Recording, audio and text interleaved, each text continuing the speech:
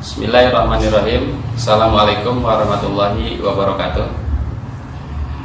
Bapak Ibu sekalian, sahabat Sinergi, mitra PT BES, kami dari tim konsultan ingin berbagi sharing bagaimana cara membuat larutan ekofarming. Seperti yang kita saksikan di depan saya, ada 3 jenis larutan yang akan kita campurkan ke dalam ekofarming. Yang pertama, ini larutan air tetes tebu atau istilah lain molase. Yang kedua, air kelapa, dan yang ketiga, air mineral biasa. Ketiga jenis pelarut ini memiliki beberapa spesifikasi. Air tetes tebu atau nama lain molase itu selain untuk menambah nutrisi dari mikrobiologi atau sebutnya bakteri positif yang ada di ekofarming, jadi Bapak Ibu sekalian tidak harus menambahkan molase, jadi cukup dengan. Dan yang berikutnya ini larutan kelapa. Larutan kelapa ini selain sebagai pelarut juga memiliki spesifikasi lain, yaitu bisa menambah daya maksimal daripada larutan biofarming karena di dalamnya banyak nutrisi atau mineral yang ada dalam kandungan air kelapa itu sendiri. Dan yang ketiga itu air biasa. Ini yang sudah umum dilakukan oleh Bapak Ibu sekalian dalam melarutkan ekofarming. Namun di sini untuk air biasa tidak ada kelebihan lain sebatas hanya pelarut. Kita perhatikan, ini sambil contoh. Untuk ekofarming yang akan kita larutkan, ini bentuknya, kita buka. Boleh berdiri nih. Nah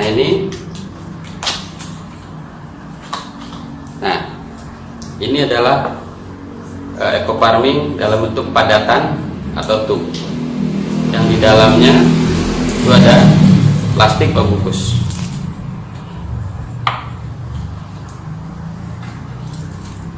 Ternyata di dalam tub ini juga dalam kemasan ada buku petunjuk untuk penggunaannya, baik kebutuhan jenis tanaman maupun dosis standar yang ada dalam brosur ini. Kita buka lagi.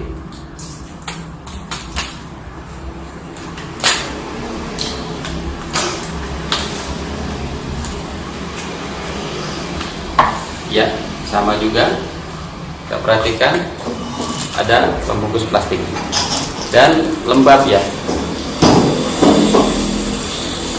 Tutup lagi, juga di dalamnya dilengkapi dengan sama seperti tadi brosur itu. Nah nanti ini dalam proses penghitungan dosis ini sangat bermanfaat.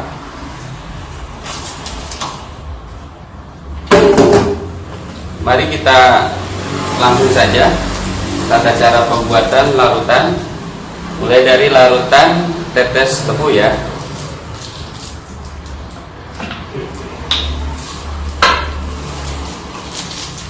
Kita buka plastiknya atau bisa diremas dulu di sini supaya lebih mudah dalam pelarutan dan tangan juga tidak kotor. Dan kenapa di dalam plastiknya? Ini satu alasan supaya tangan kita barangkali kalau yang masih belum disterilkan bisa menunjukkan kontaminasi. Ini maaf contohnya tidak pakai alat sarung tangan, tapi sengaja saya supaya lebih steril, jadi ditemukannya di dalam plastiknya saja. Kita masukkan.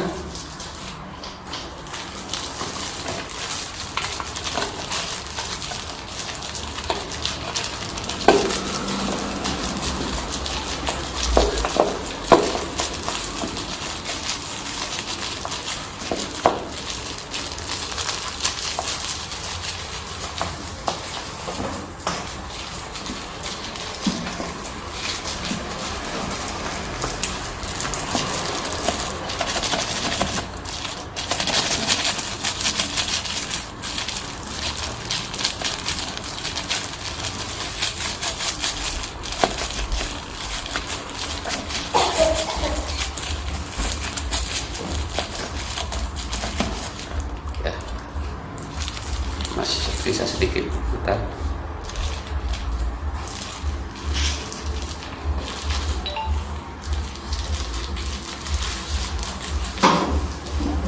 Ya, ini larut ekoparmin yang sudah dihancurkan dan dimasukkan ke wadah yang akan kita jadikan biang ekoparmin.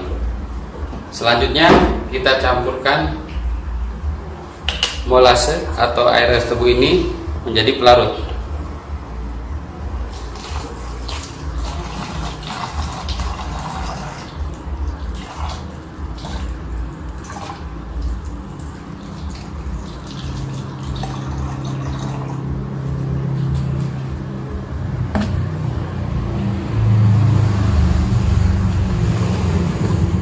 Perlu diketahui juga isi normalnya ini 600 ml, sementara saya asumsikan posisi di sini berarti sekitar setengah liter. Jadi kalau 2 hitung ditambahkan 1 liter.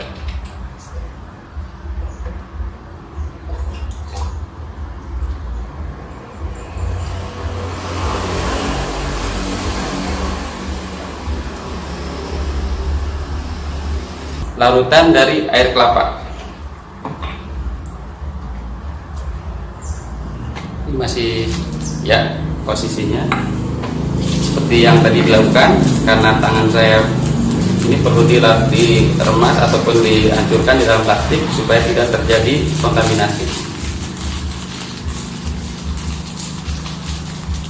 Nah, ini kelebihan dengan adanya tambahan plastik ini, minimal pada saat penghancuran tidak langsung kena tangan, sehingga tidak kemungkinan kecil untuk terjadi kontaminasi bakteri yang ada dalam tangan kita. Kita masukkan ke sini.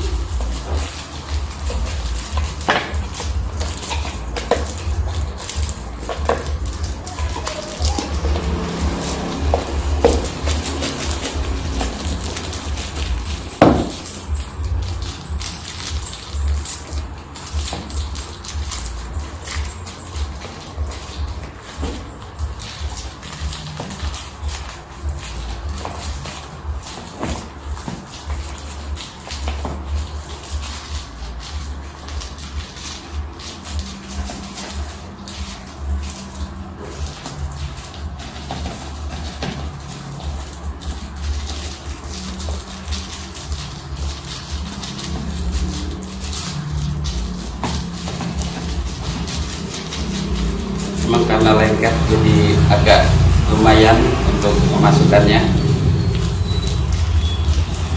tapi nggak masalah, yang penting bisa masuk semuanya dengan ukuran yang sama.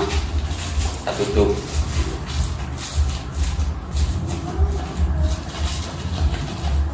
Oke, kurang lebih hampir habis.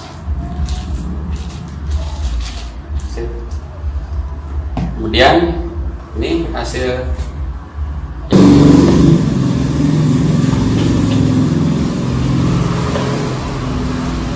botol kedua.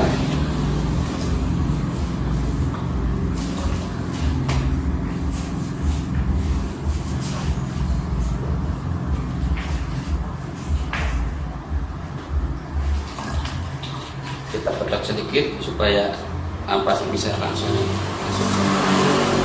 Ya, selesai untuk pembuatan larutan biang ekoparmin dengan bahan pelarut air kelapa, dan proses penutupan harus rapat juga, kemudian diaduk. Ini hasil yang sudah jadi biang ekoparmin dengan pelarut air kelapa.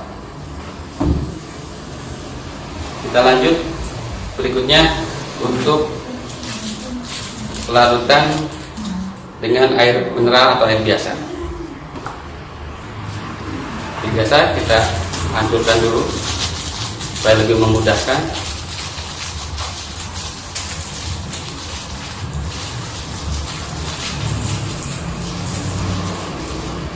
Kita buka botol untuk penyimpanannya.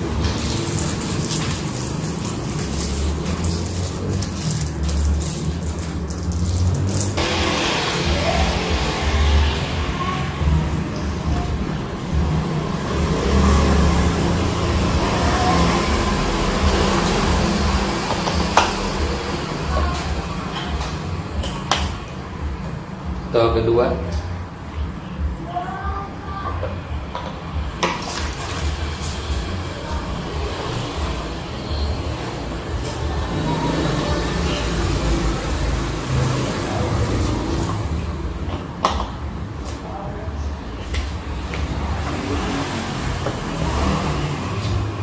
Ditutup rapat supaya memudahkan untuk pengadukan.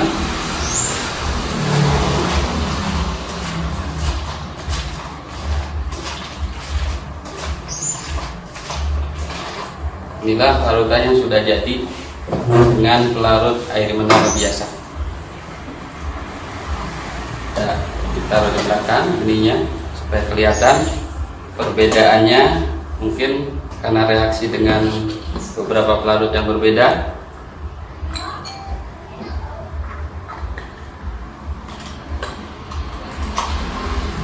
Nah, ini kita susun dulu supaya kelihatan lebih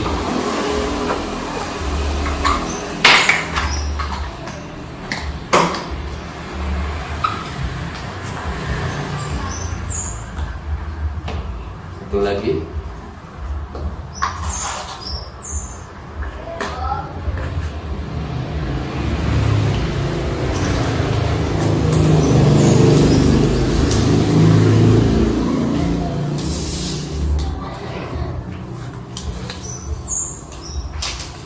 Inilah hasil dari pelarutan Ecoparmin dengan 3 jenis pelarutan, yaitu air tetes tebu molase, ini dengan air kelapa, dan satu lagi dengan air mineral. Secara fisik kelihatan hampir mirip ya, anggapnya sama. Tapi yang membedakan nanti hasil dari pelarutan ini tentunya akan memiliki efek yang berbeda-beda. Yang pertama, ini jelas dengan molase kita tidak perlu lagi menambahkan molase untuk dalam waktu penyimpanan yang lebih lama.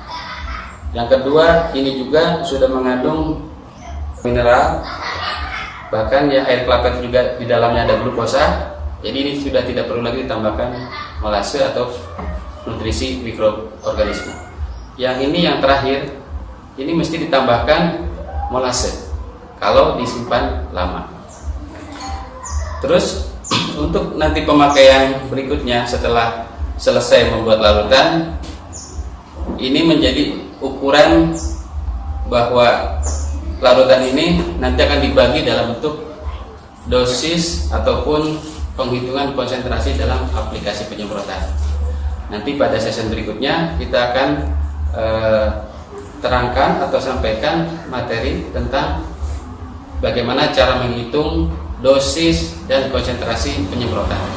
Demikianlah untuk sesi ini kita akhiri, bahwa dengan Ecoparmin insya Allah kita siapkan larutannya, tinggal aplikasi, mudah-mudahan bisa akan lebih bermanfaat untuk petani, khususnya solusi buat petani.